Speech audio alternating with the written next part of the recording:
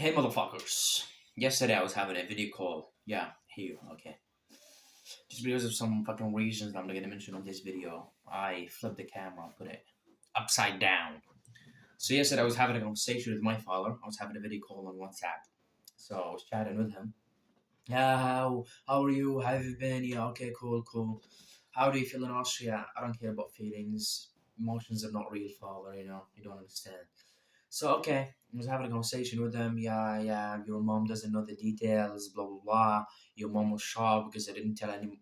Like yeah, all the process that I went through from start to fucking finish, from me leaving Egypt. Like yeah, that was 2 months ago. From me leaving Egypt and then me arriving to Austria. My mom didn't know any fucking detail about that. I just like yeah, especially when I was in Libya, I was just contacting her, sending a message in WhatsApp. Hey mom, how are you? And how are my siblings? And that's it.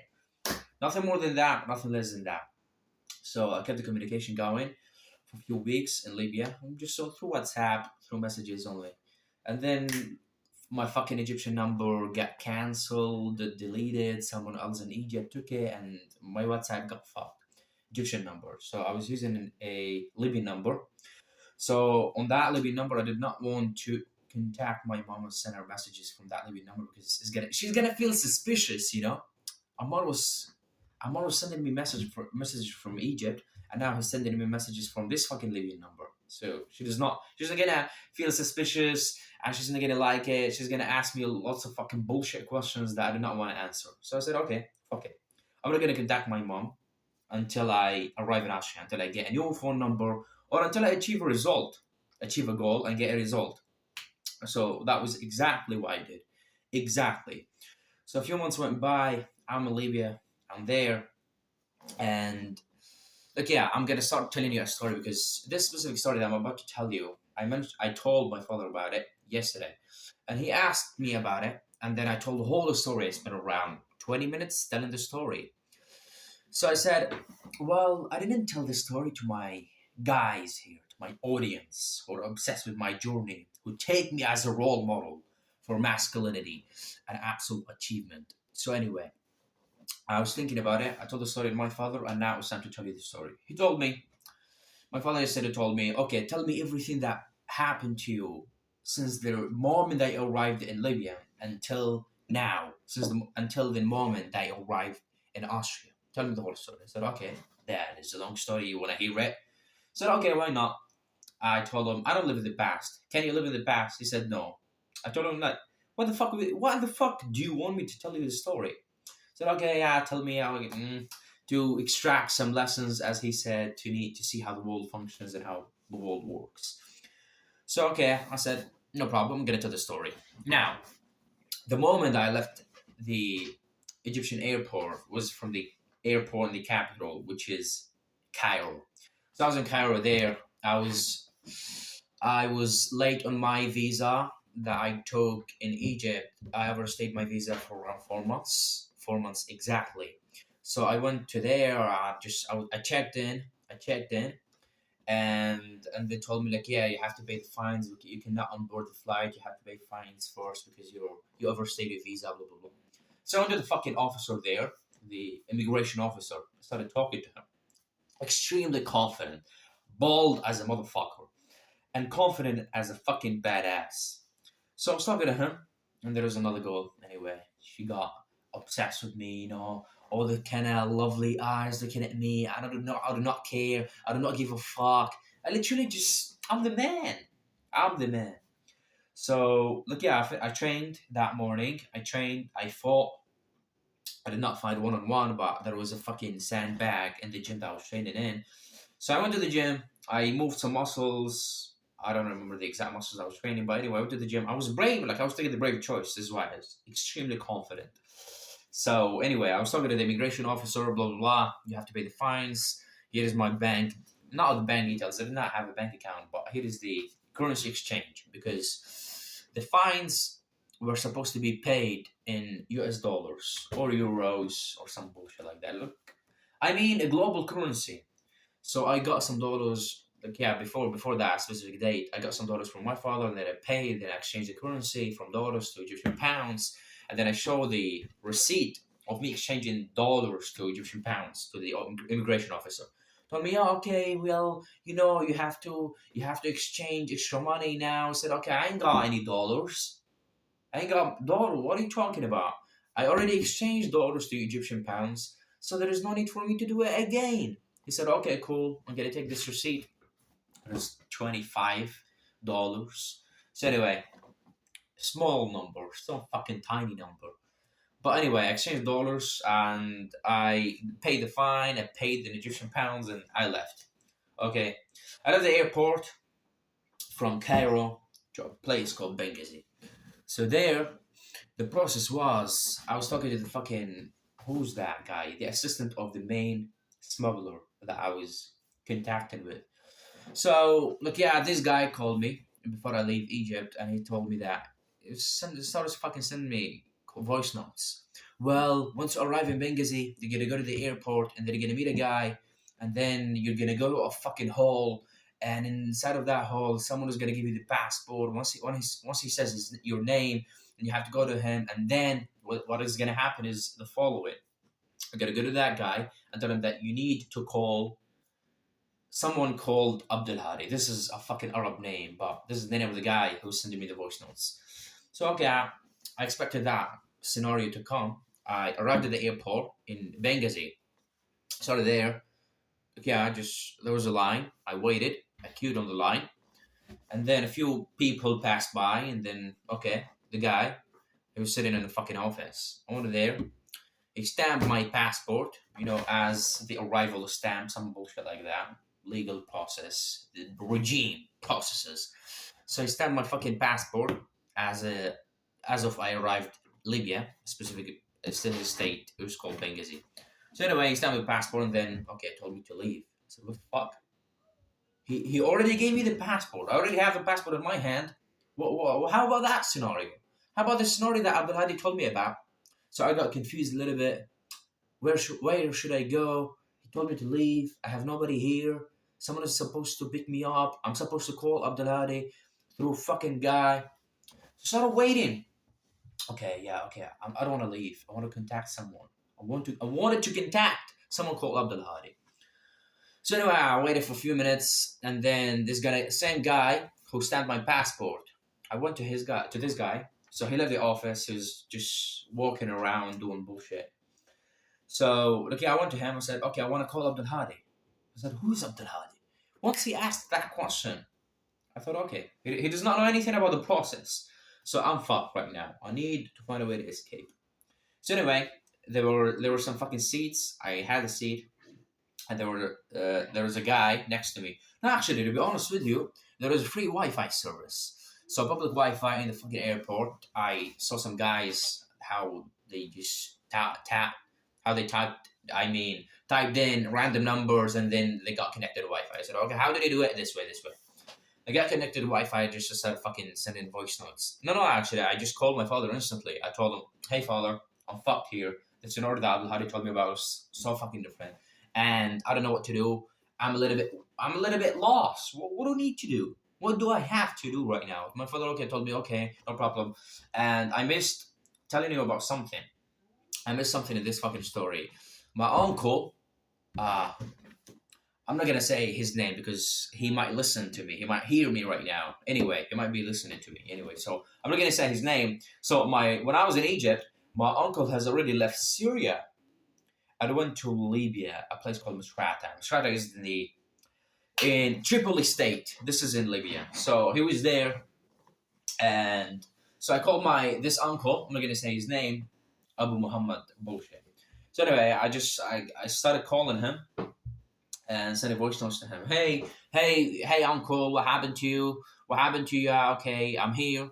The scenario that Abdul Hadi told me about didn't happen, and I'm lost. I don't know what to do. I said, okay, no problem. I'm gonna call a guy. So it was late at night. So the time when I arrived to the Benghazi airport, it was so fucking late at night. It was around 11 p.m. 11 p.m. exactly. So I didn't know what to do. I just called my uncle and called my father. Hey, I don't know what to do. I started, by the way, regarding the guy, Abdul Hadi, I called him and he did not answer. He didn't have access to the internet. So when I would send messages on WhatsApp, one tick. So he was asleep, maybe. I don't know. I did not have the number of the fucking smuggler, real smuggler, because it was a secret. I remember the number of the smuggler. I mean, the phone number of him, the WhatsApp number of the smuggler was a secret. So the guy who called Abdul Hadi told me to delete it from my phone completely. And so before I deleted it, my father told me about the same bullshit. But my father gave me a tip. I told me, okay, you should write the number of this smuggler on a small piece of paper and keep it with you in some place. So I did not get well. I did not have the thought that this thought of me contacting the smuggler. For me, it was useless. It was useless. So I need to contact his assistants. So I contacted my uncle. Told me like, yeah, there is a guy. There is another assistant apart from Abdul Hadi who's coming to pick me up. So okay, I waited for a few minutes, and then the guy enters the airport and says, "Okay, where's Ammar? Where's Ammar al-Khader?" I said, "Oh, here I am." And then I called my father instantly. Okay, father. Now I'm leaving the airport. A guy has come to pick me up. So I fucking just got in the car and we went to a very far place. By the way, my father told me that I'm gonna stay in a fucking hotel. Literally, this is a very side note about this kind of smugglers. False advertising is their fucking cake. They false advertise on every single one. And every single fucking client that comes to them, oh, well, they're gonna put you in a hotel. Who gives a shit? Hotel what? They did not put me in a hotel. I got in the car and just went to a very far place. I remember that it was so dark at night. It was so dark. And yeah, we were just moving forests and trees everywhere. We crossed how many miles? Tens of miles. We crossed tens of miles from the airport, and they went to a fucking house. And this house had 3 guys in it. I remember exactly 3 guys in it. So anyway, I got in the car. When I was in the airport, I got in the car with 2 other guys. So now we're 6 guys, and inside of the fucking house. And now we're just like, yeah, how are you guys? Yeah, cool. How long have you been here? 3 days, no problem. Okay, we hope that we're gonna leave this place together. Yeah, okay, yeah. Building the future, talking about the future, some bullshit. I know the losers, obviously losers. And they're talking, well, we were in this city and we spent a good time, went to restaurants, the city is good. You fucking consumers talking about restaurants, you're talking about cafes as if you're enjoying your time, but you're not. Fuck you. So I got pissed off. I knew that they were losers, so I just fell asleep. And at the time, specifically 4 a.m., one of the guys started waking me up. Okay, yeah, wake up, we're leaving. Had a look at the phone. What time is it? 4. 4 a.m. in the fucking morning. I didn't have enough sleep, so I said, okay, fuck it. Then I just woke up, I got in the car, and then we drove around 3 miles. We drove 3 miles until we met another guy inside of another car, and I changed the cars from this guy to this guy, and I got in the car, and then after I got in the car with 5 other dudes, with a smuggler, not as this guy that I'm talking about, the new car that I got in. I said a smuggler, but he's not. He's a smuggler between the 2 states because this is a piece of information they did not know about Libya. Libya is divided to 2 political parties, 2 political locations, let's call them. So the first one is Benghazi, the second one is Tripoli. So this guy, a smuggler, but he's not the main one, a side smuggler, I'm gonna call him, a side smuggler. The main one was in Tripoli. And this side smuggler he was gonna move me from Benghazi to fucking Tripoli. So anyway, I got in his car, he asked me, oh, there is a guy who's going to Misrata. I said, Misrata? He pointed at me in the fucking mirror, started looking at me. Are you going to Misrata? I said, well, I don't know, Misrata? And then I remember something, because when I was in Egypt, back in the days, I was contacting my fucking uncle, Abu Muhammad, that I mentioned, when he left Syria. He left Syria, and he got in fucking Tripoli before me, a few days before me. So I was having conversations with him, sending voice notes on WhatsApp, and he told me that he's in a place. I remembered that Abu Muhammad told me that he's now in Misrata. He was telling me, like, now I'm in Misrata right now, everything is okay, we're waiting for you, Ammar. So I remember that message said, okay, yeah, exactly, I'm going to Misrata. I did not know what the fuck I was talking about. So I went to Misrata and we crossed around. It was a very far place from Benghazi, around 1,000 kilometers away. So across this fucking distance, I did not have access to the internet, so I could not talk to the smuggler. I could not talk to Abdul Hadi and ask him what the fuck is going on. I could not talk to my father. I could not talk to the main smuggler as well. So I was a little bit confused, and a few hours passed by, and now it's 12 o'clock, 2 o'clock, and then the guy, not the main smuggler, the side smuggler, decided to give us internet connection to just open his hotspot on his fucking phone because he's a Libyan guy, and then we got internet from him. Anyway, I got the internet, and before that, because I'm a smart guy, I thought and I understood. I came to the conclusion that I'm in a fucking mess. I know what to do. So what happened after that was the following. I decided to fucking write a long message. I went to my notes on my phone, started writing, a guy. I did not stay in a fucking hotel, and I'm with a new guy. This guy is different to the guy who picked me from the airport. Then I don't know where I'm going. Maybe I'm going to Misrata, and maybe I don't know any of the guys who are around me. Maybe we're going to a different place. I don't know where I'm going. So I wrote all that message, and then as soon as I got access to the internet, I copy paste the message in WhatsApp and send the message to my father and to Abdul Hadi. And after that, after my father got crazy, oh well, Ammar is getting kidnapped.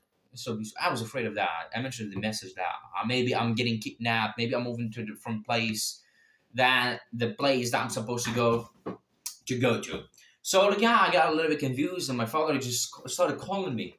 My father started calling me. I would reject his calls. Reject. I would hang up. I did not answer any of his calls, and my father got pissed off. Started saying, voice notes. Why are you answering my calls, son?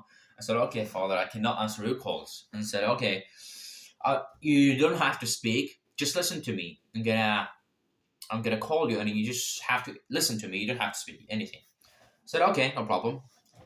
My father called me, and I answered the phone. I remember I was still in the car.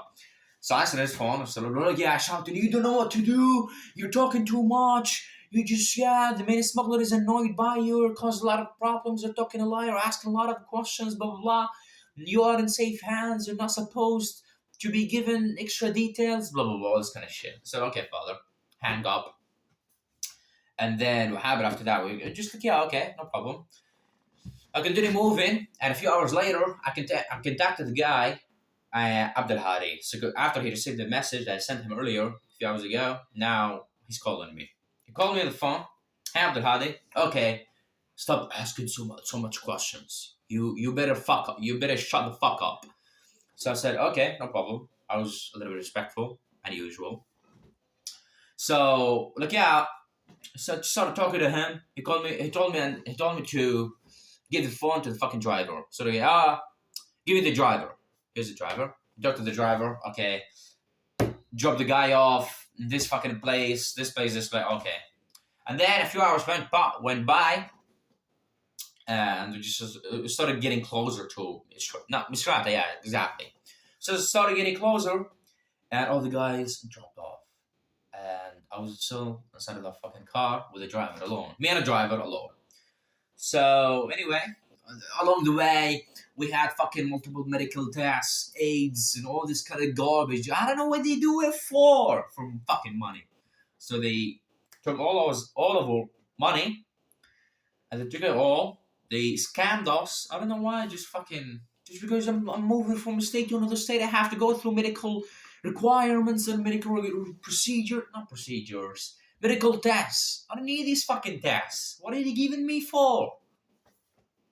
Anyway, so I got pissed off because of that. And then, multiple fucking checkpoints, multiple people, multiple faceless people. I could only see their eyes. ISIS people in Libya. They're ISIS people.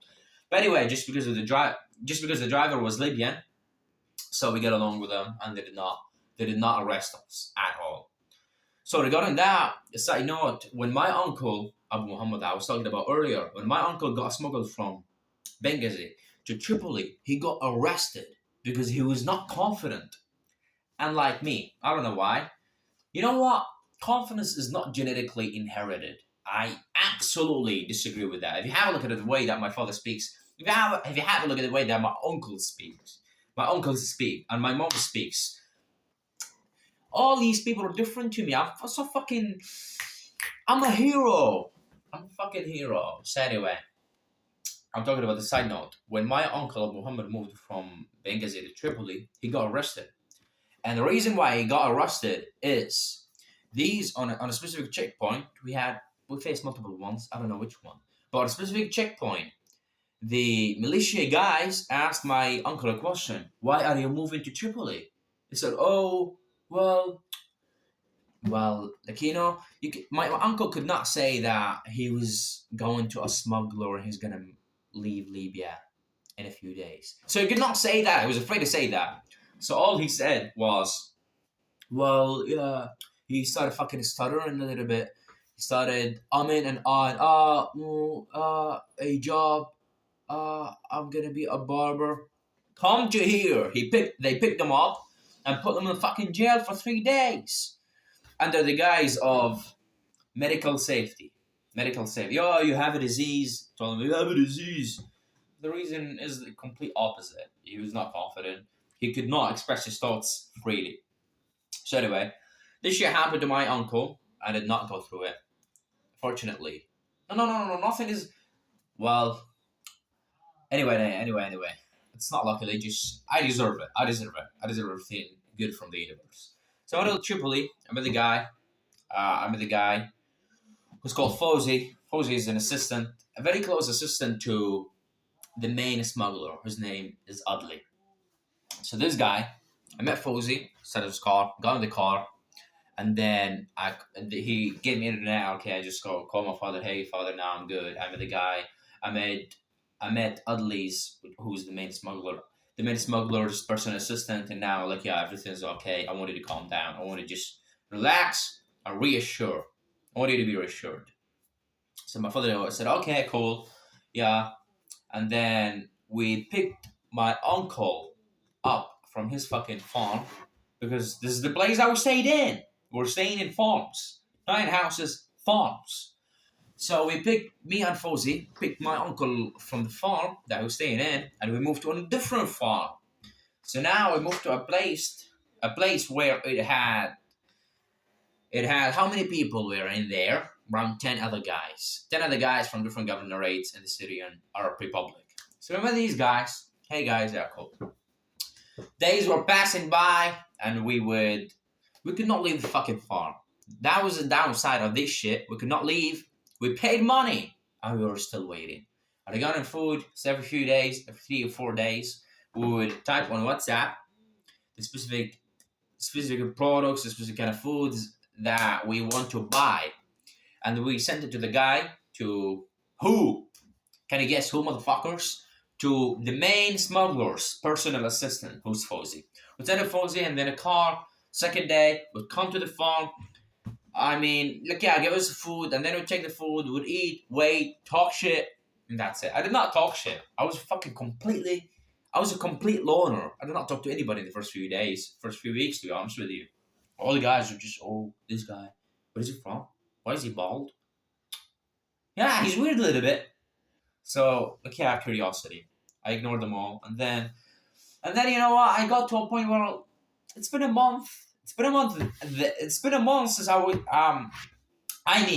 spent a long time with these guys, so it would be beneficial for me to just have a healthy relationship with them. Not a very good one, a healthy relationship. Just mature respect, opposite conversations, even if they're bullshit. I know the bullshit. I know they're not about money. I know they're completely useless and pointless. Although I knew that I had some conversations with these losers. So I talked to them. Then a few months went by. Same fucking system. Same scenario. Wake up. Yeah, when are we going? How long is the wave right now? How are the waves? Is the sea calm? Is it not? How about the petrol? How about Adli? We've been waiting for a long time. Now we're bored. What should we do? Okay, let's call this guy. Let's call these guys. and we're contacting the other groups. Because we were in different farms, and every farm had a separated group. So we were contacting other people. Well, I told you that I was a complete loner. I did not contact any people from different groups. But the people who were in my group were telling the stories that I did not give a shit about. And they told me that, oh well, we have connections in other groups, we have connections in other farms. And these people are still waiting for us, still waiting like us, and they haven't traveled, they haven't gotten the boat that we're supposed to get into. I said, okay, everyone is waiting.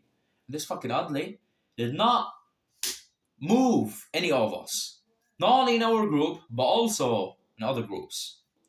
So, okay, we got pissed off, and then at one day, after a month and a fucking half, the smuggler came to the farm that we're staying in, and he started telling us, okay, well, come guys.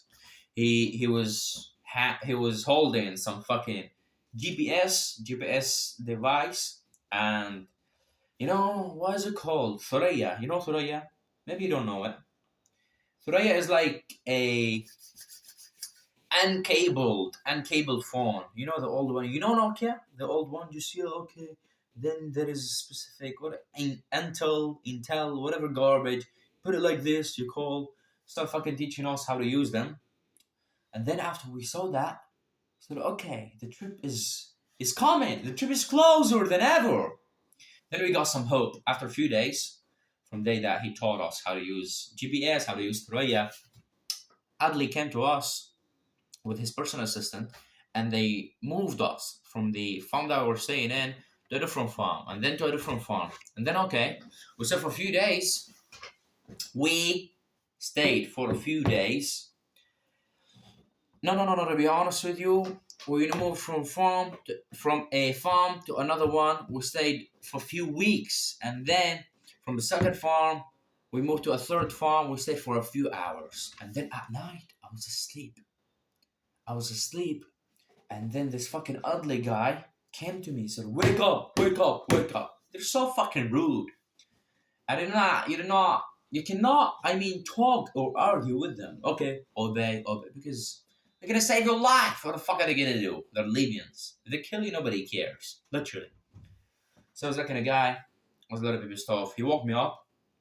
I got up. We got in the car, and then they drove us 2 miles away. Drove us 2 miles, and then they dropped us off on a fucking coast. So I got on the coast in front of the fucking shore. You know, the beach. We got not only on the beach, but behind the beach there were some rocks. So I sat on one of the rocks. Me and how many guys were with me? 10, 20 guys. Sat on the rocks. Okay. Speechless. We didn't have any conversations between each other. So we're looking at the fucking beach. Yeah, okay, when are we gonna leave? The fucking Libyan patrol is near to us, but they could not see us. That was the competitive advantage. So I started, yeah, okay, looking. Okay, when are we gonna leave? We don't know. I have no idea. So I waited for an hour, and then another group of families, along with some women, some kids. When I say kids, I don't mean just kind of babies. Kids, under 18 guys. So we got on the car. No, there was no car.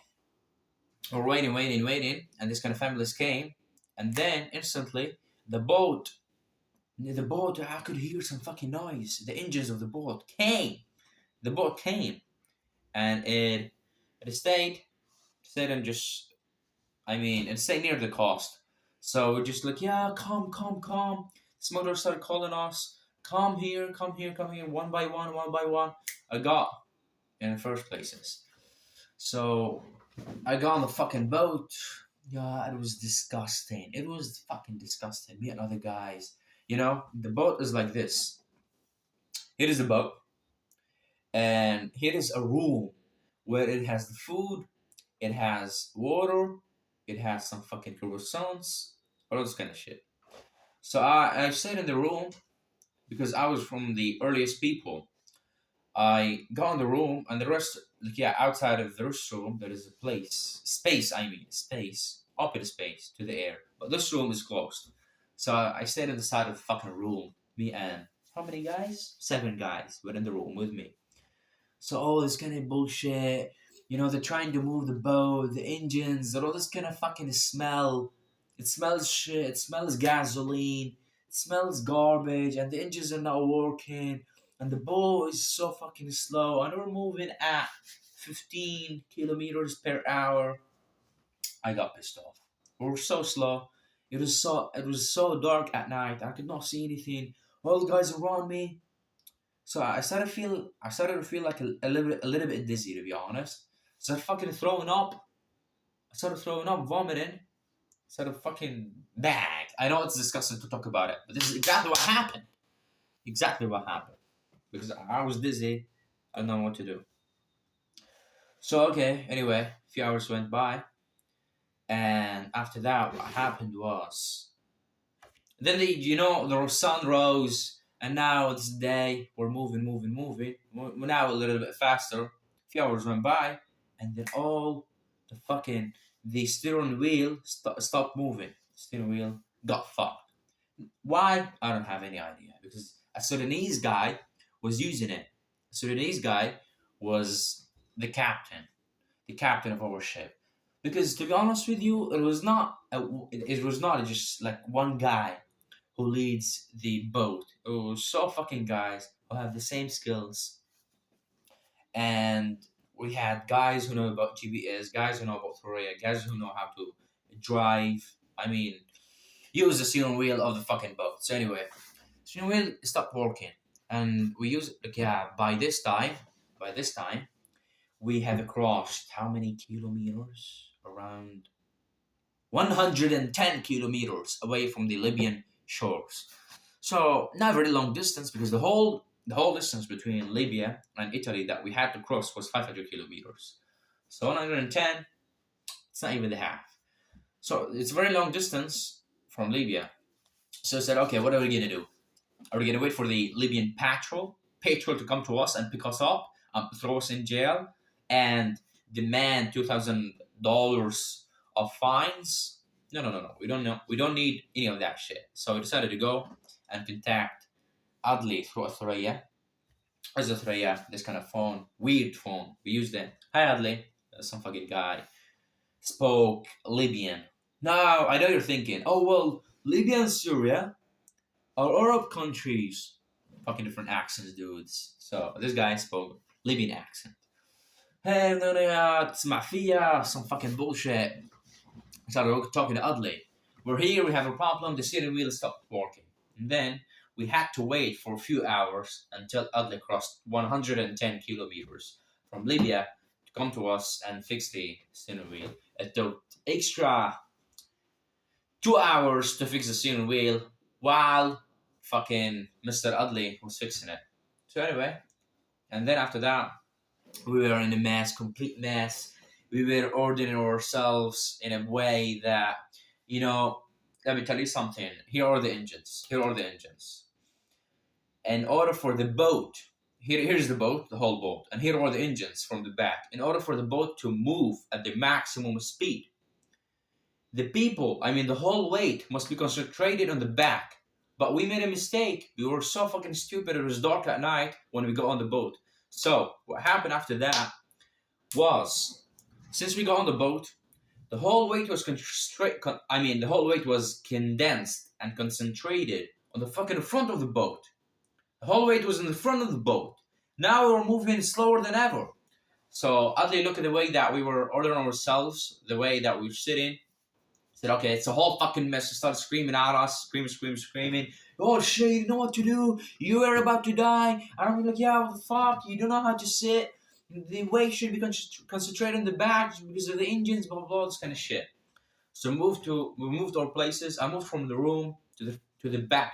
I moved from the room, the closed one, the place where I vomited let's say. So I moved from the room to the back of the fucking boat. I moved there. Now I started breathing a little bit better, and then after that, after we fixed the steering wheel, Adley went back to Libya, and started moving. And this time, the boat was moving fast, around 40 kilometers per hour. When I say that, I don't know about miles, but 40, 45 kilometers per hour. So they were so fast. We crossed. How many kilometers we crossed? We crossed around. I'm talking about the whole distance between Libya and Italy. I'm not talking about this distance between us after fixing the steering wheel and then specific destination. No, I'm talking about the whole fucking distance from Libya to the place that we got into. We got to. So we crossed around 200. Wait.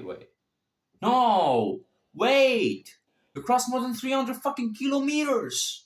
We're in the international waters. So we're in international, this kind of space, international environment, close to a place and close to a fucking criminal country that was about to take us, put us in jail, contact the Libyan patrol to come and take us, put us in jail again, and then demand $2,000 of fines in order for us to get out of jail. So we were so worried about Malta. So anyway, and then what happened after that? We were so moving so fast, we're moving. The weight was concentrated in the back. We're moving fast, and then we crossed around 310 kilometers. And after that, you know what happened? The guys, the geniuses, the fucking dorks decided that we need to fill in some fucking gasoline in the tank. So we had a tank inside of the fucking boat. Said, okay, now guys, we need to fill gasoline. We need gasoline to put in the tank. Let's go. What they did was, and that was the fucking fatal mistake that they did. I was not aware of that. It was a mistake because I don't use cars. I don't send fucking inches. I do not care. I'm a hustler. I want money. So I said, okay, no problem. Let's put some fucking gasoline in the tank. And then instantly, fucking Sudanese guy turned off the engines and said, okay, now you have time to fill gasoline inside of the fucking tank. Okay, no problem. We had some fucking, what are they called? Gallons. We had some gallons. Okay, pour them down, pour them into the tank of gasoline. And now the tank is full. But the problem is, we wanted to turn on the engines. The engines did not work. The engines did not work at all. They did not turn on. We were so pissed off. How about the engines? What happened to the engines? Okay, let's check the pipes. Let's check this. Let's check the power. I'm a stronger guy than you. Let me try it. I tried it. It did not fucking work. And I have videos of us trying. So anyway, at this time it was the Maghreb. You know Maghreb? When I talk about Maghreb, it's the specific period of time before the night comes. Do you understand? Before the moon comes. This is Maghreb. You have to understand. If you're a Muslim, you already understand what I'm talking about. Anyway, so we're just inside of a fucking boat, stuck. So okay, how about the engines? They stopped working instantly. They stopped working. What the fuck are we gonna do? Nothing. Started waiting. Did not know what to do. And all of a sudden, we started fucking contacting emergency. So he had the 3 phone, and I picked it up. I said, okay. I started calling. I already saved some emergency phone numbers in order for me to call. I knew that we were gonna come to this fucking end. I knew that I'm gonna travel with some fucking dickheads. We're gonna destroy our journey. I said, okay, I saved them for a reason. I'm a professional. There's a difference between professionals and amateurs. So all these fucking dudes are amateurs. I'm unlike them. So I started contacting people in English. None of the people who were with me on the boat understood what I was talking about. Contacted them. Hey, we need help. We're stuck here. Come and help us. I contacted some fucking 15 NGOs. I contacted the Libyan. No. I was afraid. I don't have emotions. I don't operate in the realm of fear. But we were concerned about the Libyan authorities because if you contacted the Libyan patrol, they were gonna come to us and pick us up and put us in jail and blah blah blah, take money from us and then scam us. So we did not want that. We would not want that. We would not want that to happen. So I contacted the Italian. I contacted the Italian patrol. Hey, come save us. Okay, there was a lady called Nawal there. Anyway, I called, hey Noel. She spoke Arabic. Oh, bug, yo, you called me so many times. Now I don't have time for you. There are other people who are in need of our help. Blah blah, this kind of shit. So okay, come pick us up. Now come and save us. Come rescue us. Bring some rescue boats with you, bitch. And after that, I start continue talking to multiple agencies, to multiple emergency, multiple NGOs, multiple patrol.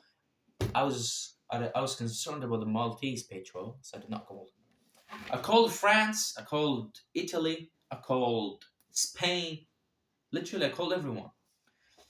And then what happened after that was a blue fucking light comes up, lights up, around 5 miles away from us. We're stuck in the middle of the sea. You look north, water.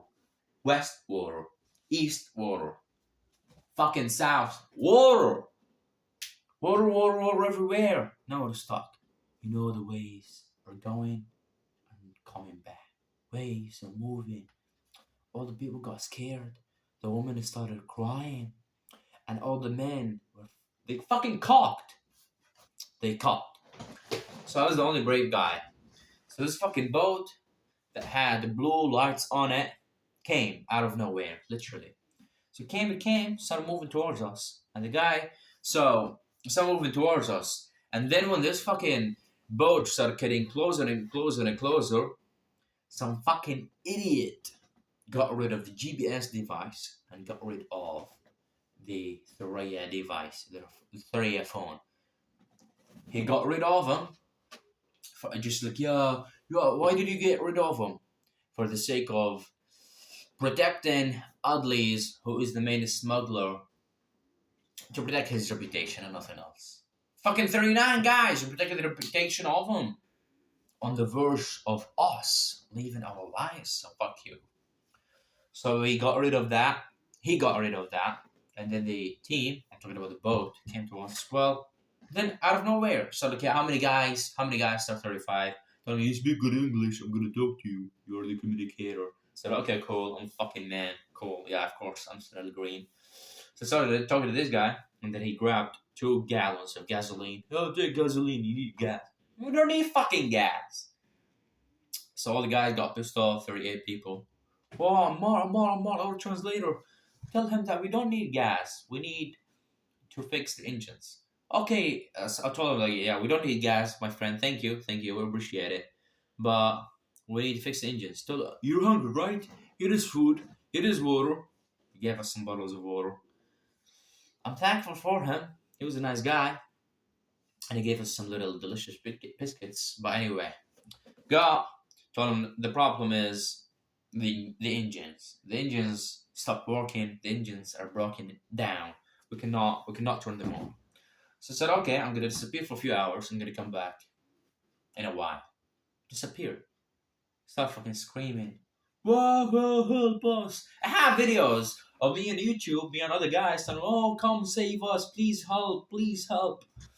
And I told the guys, if you do not want to die today, you have to scream. So screaming. And a few hours, he and some fucking dork who's wearing he was wearing a specific costume, the specific one that doctors wear. So I knew that this guy was an expert. Expert in what? I did not know. Then he came. He was a mechanic, maybe. Mechanic, and says mechanics. And he says how to fix engines. So then, okay, come. It is late at night. I'm talking 1 o'clock in the fucking morning. So now we've been in the sea for 23 hours. It's 1 o'clock in the morning. This guy, this expert, came. And he's asking me, well, try this. Yeah, do this to the pump. Try this, open it. Oh, show me the gasoline. Do you have the gasoline? Yeah, we have it. No problem. He just started fucking moving some parts, taking things and fixing things. And said, try. I tried. And then he told me that there is a missing part. A part that he does not have with him at the current moment. Said, okay, there is a part. I'm going to go and bring the part to you.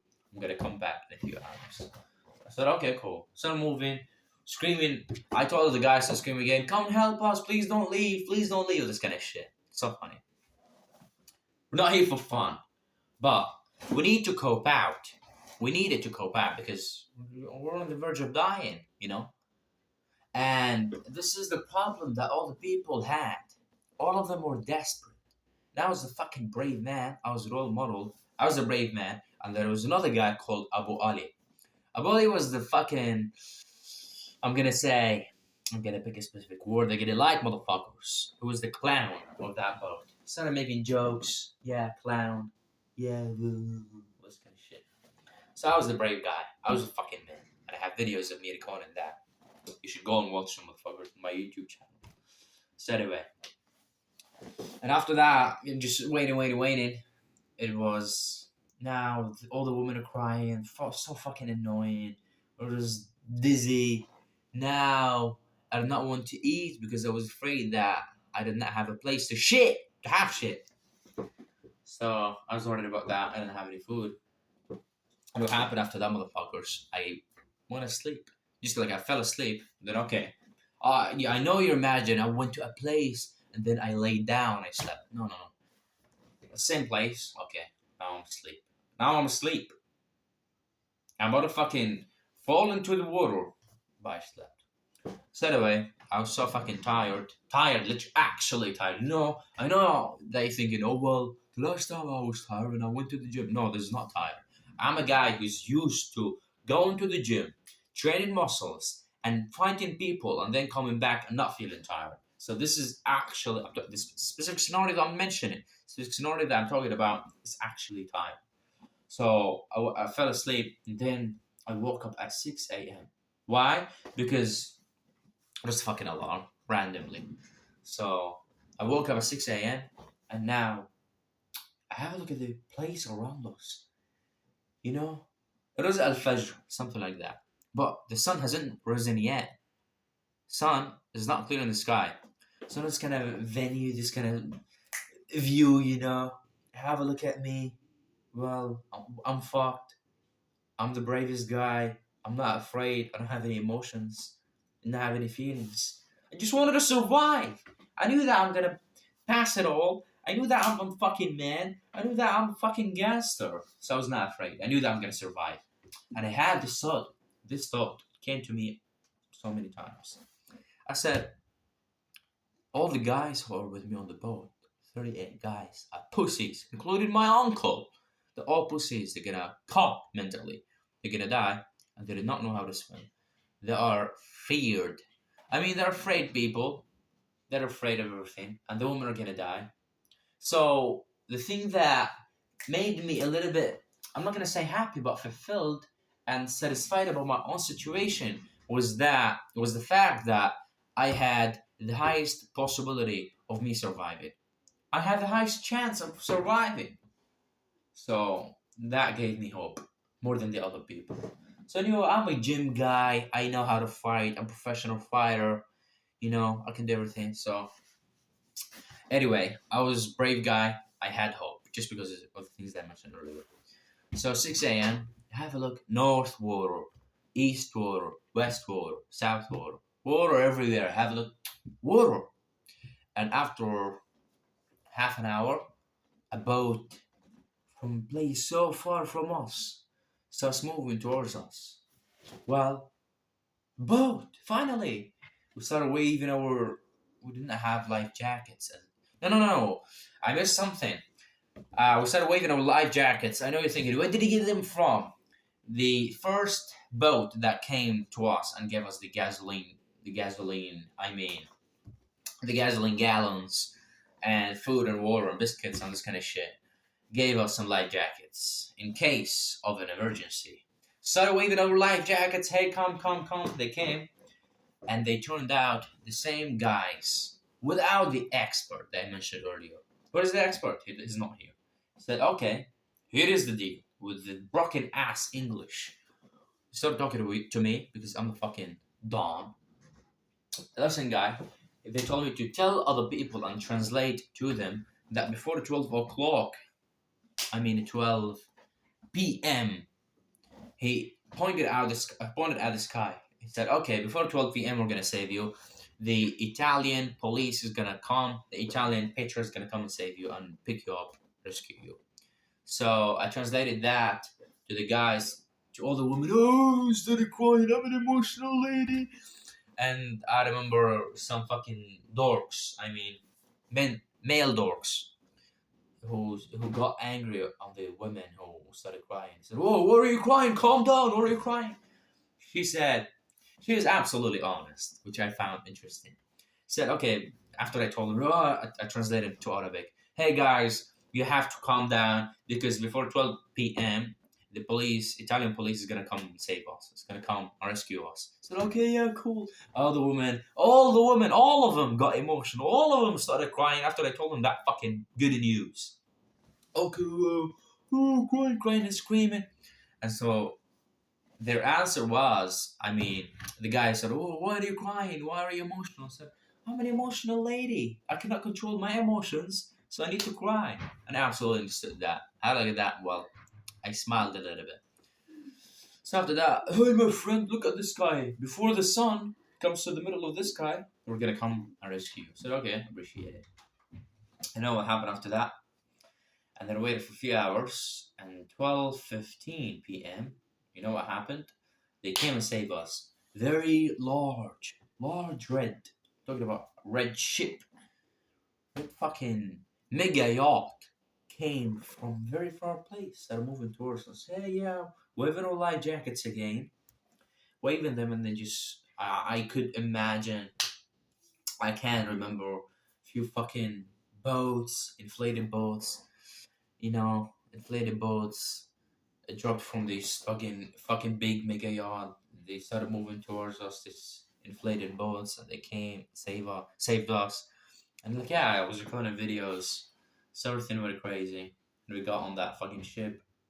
We spent 4 days before we arrived at the place, Italian shore, Italian coast called Livorno, Italian city, Livorno. So I said, okay, cool. We're going to Livorno. We've contacted the Italian authorities, and they agreed for us to drop you off at that fucking place. And it's crazy to me. On Monday, I don't remember the exact date. I don't care. On Monday morning, so on Monday morning, we got ready. We arrived at the fucking Italian shores, and then a specific medical team came to us to start fucking doing tests. Oh well, do you have any itch? Fuck itch. What are you talking about? Do you feel itchy? I don't feel itchy. Fuck you. I just want to go and get money. I want to go and get rich. Exploit the system. So I did not care. Anyway, we went through the medical tests. So that fucking whole mega yacht parked. I don't know if I'm using the right words. I do not care. It stopped a specific place that was so near to an Italian police station. So from the yacht, the mega yacht, we dropped off, and we went. We were forced. We did not went. We were forced to go and meet the Red Cross Italian team. We talked to them. How old are you? And they took a picture of us. No. How old are you? Cool. Okay, cool. Yeah, here's a picture. Yeah, okay, cool. Went to the fucking police station. They took our fingerprints. Took our fingerprints. This is the thing that concerned me and my uncle, because me and my uncle were together. Familia, familia, familia. Familia is a family in Italy. So in order for us to be together, I said, familia, don't come to us. Don't separate us. Familia. We are one family. So don't divide us or something like that. So okay, cool. Me and my uncle were afraid. We were concerned because fear is not real.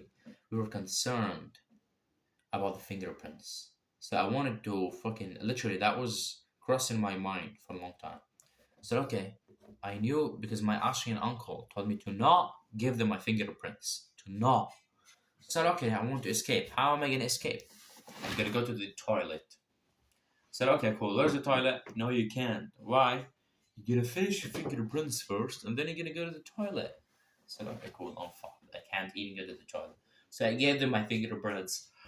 And after that, oh, ah, I'm not bored. It's a very interesting story, but I'm not sick because being sick is not real. But literally, the story is interesting, but this fucking legal process is boring. This is why I yawned. So anyway, listen, motherfuckers. We're here to tell you the kicking part. Here's a kicker for you, motherfuckers. So after that, we waited a little bit. They gave us sandwiches. The police station. And after that, there was a car outside of the police station. Yeah, I mean, this car was related to a fucking Italian, I mean, organization. So the car was not related to the ship that saved us or rescued us in the first place. It was not related to it at all. So I got in the car, me and my uncle, started driving. Where are we going? 2 hours in, 3 hours in. How many kilometers that we still have? The guy who's the driver spoke some fucking broken ass English. Where are you going? Well, we're going to a place, to the camp. What is a camp? It's in the mountain. Okay, how many kilometers that we still have? 100 kilometers. What? 100 kilometers up to the mountain? What are you talking about? Okay, yeah, okay, we're going up. So I drive in. The weather started getting cold, and I have videos of me on that fucking on the top of the mountain. So we're staying in the camp. A guy from the Red Cross Italia team. I mean, he hosted us in the fucking camp. I said, okay, here's your room. You cannot smoke, blah, blah, blah, all this kind of shit. We are hungry, man. We want dinner. So it was, it was time for dinner. So we had dinner. I remember the fucking meal was so delicious. It was pasta. It was rice. It was meat. And I enjoyed it because I was so fucking hungry. Everything is delicious when you're hungry, even if you fucking eat rocks. Rocks are delicious when you're hungry. So what happened after that? We had dinner, and then I just fell asleep. Next morning, we were planning, me and my uncle. Okay, yeah, this guy, yeah, okay, this taxi, we're gonna take this taxi. We're just calling my Austrian fucking uncle. We're going, I'm coming to you. So me and my uncle did not want to stay in the camp. We're so pissed off. We knew that our plan was to go to Austria in a way or a fucking another. So anyway, I told the guy, the Red Cross Italia team guy, told him, okay, we want to leave Italy. Can we? He said, okay, whatever you want, but make sure that you don't stay in Italy after 8 p.m. because some shit is gonna go down. Well, if you do that, I said, okay, cool. What happened after that was the following: fell asleep, and the next morning at 4:50 a.m. I woke up. Me and my uncle said, "We're recording a video." Got a video, okay. We packed our fucking shit. Sat, took a bus, took a train, blah blah blah, from place to another. And I have videos of me on the border, place to another, from train station to another fucking train station. So I'm moving all over the place. We got lost, talking to people, Italian. They just like wrote some Italian on a piece of paper and for us to show it to the driver of the fucking bus. Not driver, show the train station people who aren't there gonna help us. Blah blah blah, all this kind of shit. So then, yeah, okay, we crossed the borders, and then we took a bus. I'm not gonna say the name of the company, bus company. I don't care. They did not pay me to market their services. Anyway, we took a bus from Italy. We took a bus from Italy to the borders of Italy, the borders between Italy and Austria, and then our plan was to stay on the same bus and book a new fucking ticket for the same bus. So the same bus moved from the Italian borders to Austria. Specific city called, what was it called? Inoversk? No, wait. No, it's not. It's not very hard as the name of the border between Italy and Austria is called Innsbruck. Innsbruck is a fucking Austrian city.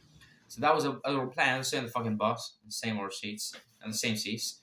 Me and my uncle, because we booked another ticket to stay. Okay, we booked another ticket. We did not lie. Booked another ticket, and they're just sit on our seats. And then some fucking from the control border team, fucking garbage. Some guy came to us, they started talking. There was some fucking speakers, speaking of speakers, some fucking Italian that I understand a little bit of. Said, okay, your passport, your visa, blah blah blah, this kind of shit, your ID. Said, okay, fuck it. I have a passport, but I don't have a visa. I don't have my ID. Does not matter. Yeah, student ID. Here's my ID. Fuck it. So I don't have a visa. I said, okay, we're fucked. My uncle told me to just fall asleep, pretend to be falling asleep. I said, okay, cool. I was like this. My uncle was the same way. And what happened after that was the guy came to us. Your passport, please. You know, here is the deal. Me and my uncle, I spoke perfect English and better English than every fucking dude in the bus. But my uncle, Abu Muhammad, who was traveling with me, was worried about me. He said, okay, you're not allowed to speak English. I said, why? He said, you're not allowed to speak English. I said, okay, cool. I'm not gonna speak English. I'm gonna pretend to be a fucking dumb guy. I'm not gonna speak English. So we were sitting like this, and a guy came to us. Your passport, your passport, your passport. I said, okay. Like, yeah, this is body language trick that my uncle taught me. He said, okay, when they come to you, just do this as, I don't know, what, I don't know, all this kind of shit. So I said, okay, do this, do this, do this. No, don't speak English, Ammar. I said, okay, I'm not gonna speak English. I promise you, fucking guarantee, I'm not gonna speak English. So I shut up, not speak. Then, okay, your visa. Sorry. What? What? Your visa, your passport. Okay, no. Okay. Your visa, your passport. I'm calling the police. So, okay, come, please. Don't call the police. So, my uncle does not speak English at all. He just started constructing some fucking words. My uncle, I have uncle in a Namsa. Namsa is Austrian. All this kind of shit. So, like, yeah, once I saw my uncle starting speaking English, I said, okay, I'm speaking English. And I spoke English in a way that makes me look stupid. So that was the scenario. Me doing this. The guy came to us, your visa, your passport. Okay. We showed like I did this because I was putting the fucking passport instead of the fucking t-shirt. So here's my passport. Syrian passport. Where is your visa? Oh, well. So okay, we don't have visa. Uh there is war in Syria. I was speaking like this. We don't have a visa. There is war in Syria. Please don't call the police. My uncle is in us. I was speaking this kind of fucking soft boy shit. So I got pissed off and mad at myself after that, but they did not. They did not do anything. They did not let us stay on the fucking bus. And there was another guy who was sitting in the bus, started speaking Arabic. Started speaking Arabic to us. Said, okay, in Arabic, he said, if you go and leave the bus right now, the police ain't gonna arrest you. I said, okay, cool. My uncle got afraid. Me and my uncle left the bus. All the people are looking, oh, criminals, terrorists. And we're all afraid. So anyway, me and my uncle at the bus. Me and my uncle got off the bus, and then we left everything. Here's the bus. Here's the place that we were in. We left the place, and nobody fucking called us. Nobody called us. Nobody followed us. Nobody cared about us. I said, okay, cool. We left. Where the fuck are we? Where the fuck are we going? Well, this is Italy, and it was fucking. I'm gonna give you the exact time. It was 10:30 something, 10:30 p.m. in the fucking night in Italy. 10:30 p.m. Every shop is closed. No supermarkets. No people on the street. Like it was like the lockdown. Literally, it's like the lockdown. It's 10:30 p.m. in Italy in a place called what is the name of the place? We're in the borders between. You understand me? You don't need to know the place. Places are not real. Cities are not real. We're on the border between Italy and Austria. You can go and look it up, motherfucker. Just say, oh, Mo, did not give us full information on the video. Fuck you. Go and research it. So anyway, we're walking. Yeah, everything's closed. Me and my uncle walking. What the fuck are we gonna do? And then we found a seat, public seat. My uncle sat on it. I said, okay, we're gonna wait. I said, okay, no, we're not gonna wait. We need to do something. So all we wanted to have was access to the internet because we didn't have a SIM card. We didn't have Wi-Fi. We were going to random cafes. Please, do you have Wi-Fi? And guess what? The door was closed and nobody was in there. So I got pissed off. So anyway, I understand human psychology. I wanted to pique curiosity out of Italian people. So I sat. I have videos of me.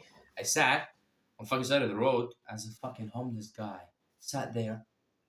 Yeah, not moving. I sat on a fucking track for bicycles. So bicycles would pass. I mean, bicycles would walk past me. They'd have a look at me, and then just some of them would talk to me in Italian, and I did not understand what they were talking about. I asked them if they speak English or not. They did not.